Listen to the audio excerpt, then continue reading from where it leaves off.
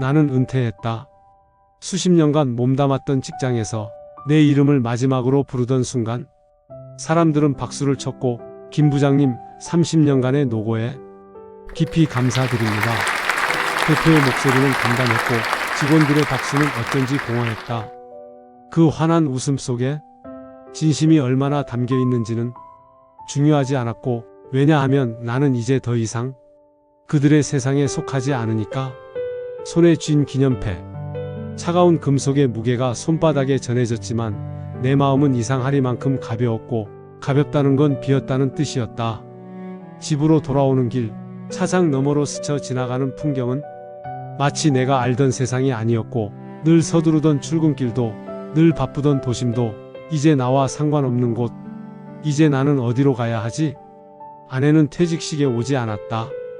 집에 도착했을 때 그녀는 식탁 위에 저녁상을 차려놓은 채 TV를 보고 있었고, 왔어요? 그녀는 시선을 떼지 않은 채 건조하게 물었고, 응. 오늘 퇴직식 했어? 그래요. 수고했어요. 이제 진짜 집에만 있겠네요? 순간 그 말이 웃음처럼 들렸지만 내겐 비수처럼 꽂혔고, 며칠 동안은 정말 자유로웠다. 아침에 늦잠을 자고 한가하게 신문을 펼치고 원하는 채널로 TV를 틀었고, 하지만 그 자유는 금세 나를 옥죄기 시작했고, 아이들에게 전화를 걸었다. 아빠 은퇴했어? 이제 좀 자주 보자. 큰아들은 바쁘다고 했다. 아빠, 회사 일이 요즘 너무 많아요. 주말에 연락할게. 작은 딸은 더 짧았다. 아빠, 지금 회의 중이에요. 나중에 연락할게. 뚝. 신호음만 남았다. 나는 휴대폰을 손에 쥔 채 한참을 바라보다가 천천히 내려놓았고, 세상과 연결되던 작은 기계가 이젠 나를 더욱 고립시켰다. 저녁 식탁에서 아내는 말했다. 당신 뭐라도 좀 해요. 맨날 집에서 멍하니 TV만 보는 거 답답해 보여요. 나는 대답하지 않았다. 사실 내가 답답한 건지 그녀가 답답한 건지 그조차 알 수 없었고, 밤이면 나는 술잔을 찾았고 도수 높은 술을 한 잔, 두 잔, 목구멍을 타고 내려가며 불을 지폈다.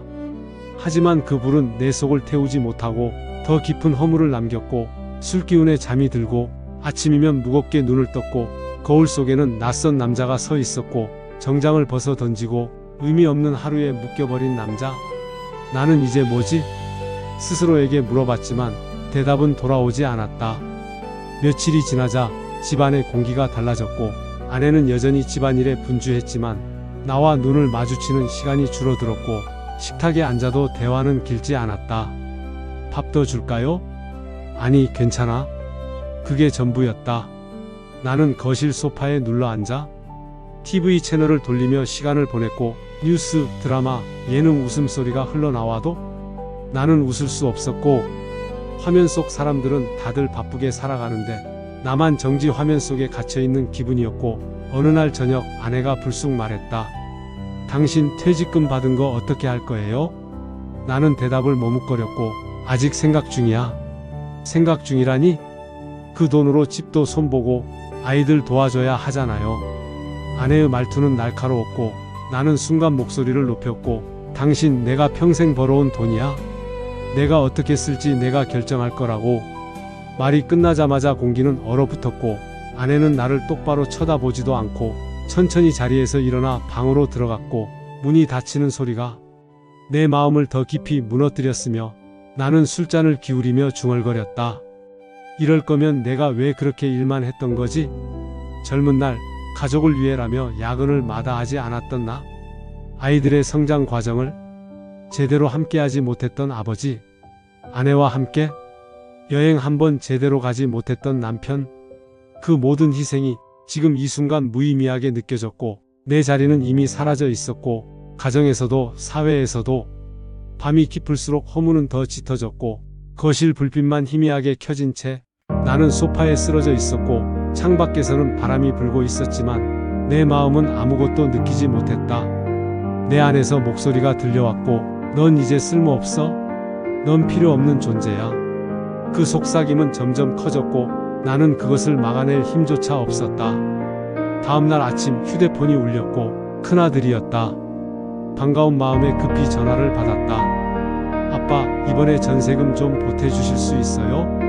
급하게 돈이 필요해서요. 내 귀에 꽂힌 건 단 한 문장뿐. 아빠, 도와주세요. 하지만 그 말은 아빠, 보고 싶어요가 아니라 돈 좀 주세요였고, 순간 목이 탁 막혔다. 나는 힘겹게 대답했다. 알았다. 전화를 끊고 난 후 눈물이 나왔다. 기쁨의 눈물이 아니라 서글픔의 눈물이었던 거고, 그들에게 나는 아버지가 아니라 지갑일 뿐이었다. 그날 밤 나는 처음으로 생각했다. 내가 이대로 살아서 뭐하지? 고개를 들어 천장을 바라보았다. 숨은 쉬고 있었지만 살아있다는 감각은 사라지고 있었던 거다. 은퇴 후의 시간은 내게 형벌 같았다. 하루 종일 할 일 없이 집을 맴돌며 나는 점점 더 가족의 짐이 되어가고 있었다. 아내는 무심해졌고 아이들은 바쁘다는 이유로 나를 피했다. 당신 제발 밖에 나가 좀 바람이라도 쐬고 와요. 아내의 그 말은 걱정이 아닌 무언의 내쫓음처럼 들렸고, 나는 텅 빈 마음을 달래려 공원 벤치에 앉아 있었다. 눈앞의 아이들은 뛰놀았고 노인들은 바둑을 두며 웃고 있었다. 그런데 정작 나는 그 틈에 끼지 못한 채 그저 낯선 사람처럼 앉아 있을 뿐.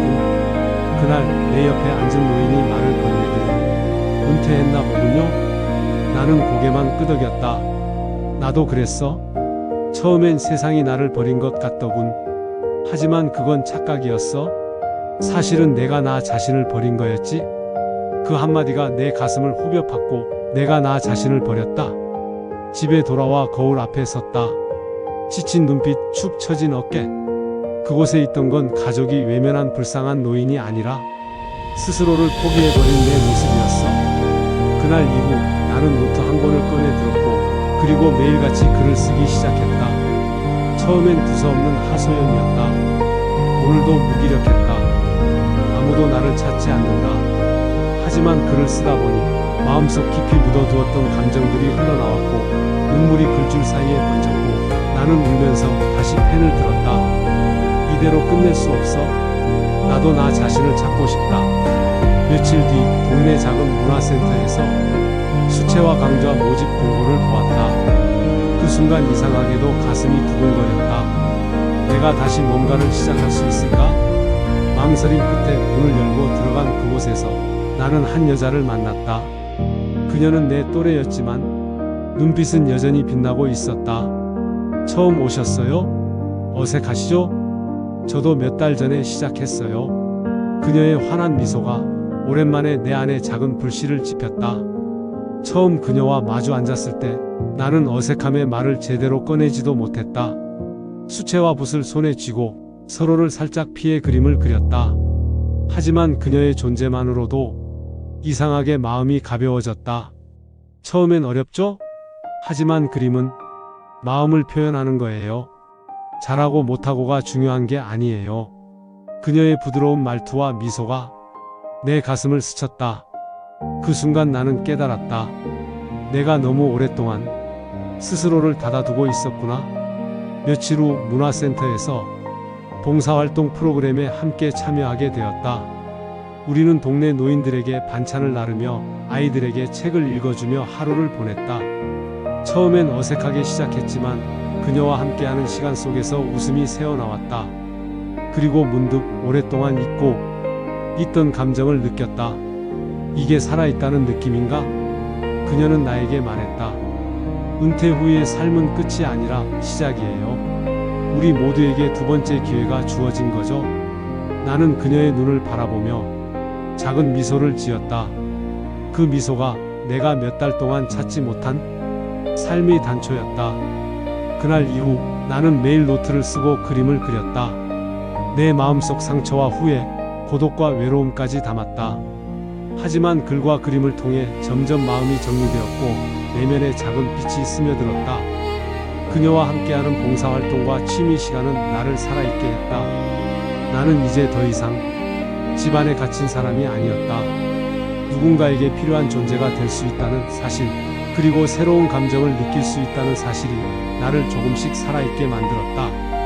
그리고 어느 날 나는 스스로에게 속삭였다. 나는 아직 끝나지 않았다. 아직 나의 이야기는 시작되지 않았을 뿐이다.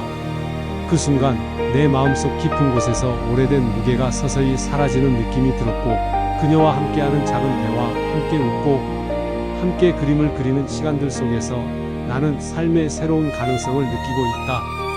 그녀와 만난 이후 나는 매일 조금씩 변해갔고, 처음엔 단순한 그림 수업이었지만 이제는 내 삶을 다시 그리는 시간이었다. 붓을 잡으면 내 안에 잠자고 있던 감정들이 하나둘씩 쏟아져 나왔다. 슬픔, 후회, 외로움, 그리고 간절한 희망까지. 글쓰기 모임에도 나가기 시작했다. 처음엔 떨렸고 내 글이 누군가에게 읽히는 게 두려웠다. 하지만 그녀와 함께 나눈 글 속에서 나는 점점 나 자신을 마주할 수 있었다.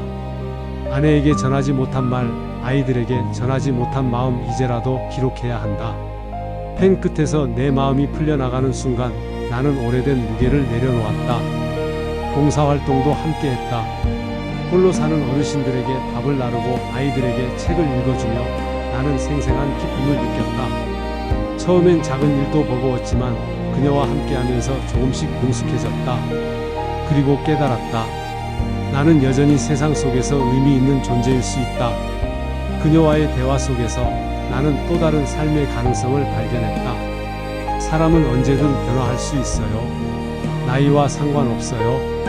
그 말이 내 가슴 깊이 스며들었다. 나는 처음으로 은퇴 후의 삶을 두려워하지 않고 기대하게 되었던 것. 시간이 흘러 나와 그녀의 관계는 단순한 친구를 넘어 삶을 함께 나누는 동행이 되었다.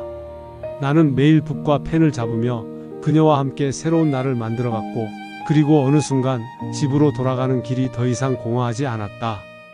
아내는 내 변화를 알아차렸다. 당신 요즘 예전보다 훨씬 밝아 보이네요. 그녀의 말에 나는 웃었다. 나도 이제야 조금 살아있는 기분이 들어요. 아내의 표정에는 놀람과 안도, 그리고 묘한 감정이 뒤섞여 있었고, 아이들과도 서서히 소통이 늘어났다. 그들이 내 이야기를 진심으로 들어주고 나의 경험과 생각을 이해하려는 모습을 보며 나는 감격했다. 아빠, 지난번 그림 전시회 이야기 정말 멋졌어요. 그 말에 나는 마음속 깊이 울컥했다. 내가 다시 살아있음을 확인하는 순간이었고, 공원 벤치에 그녀와 나란히 앉아 붓을 들었다. 석양이 물드는 하늘을 바라보며 나는 속삭이며, 은퇴가 끝이 아니었어. 내 인생의 두 번째 봄은 지금부터야.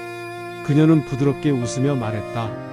이제 당신은 스스로를 다시 찾아낸 거예요. 나는 알았다. 삶은 나를 버리지 않았고, 그리고 은퇴는 끝이 아니라 새로운 시작이었다. 두 번째 인생은 여전히 내 손에 달려 있었고, 나는 더 이상 과거에 얽매이지 않았다. 그저 지금 이 순간을 살아가며 나의 길을 그려가면 되겠지? 이 이야기가 당신의 마음에도 작은 울림이 되었다면 구독, 좋아요, 그리고 알림 설정으로 함께 걸어가요. 다음 이야기에서도 따뜻한 변화와 만남을 이어갈게요.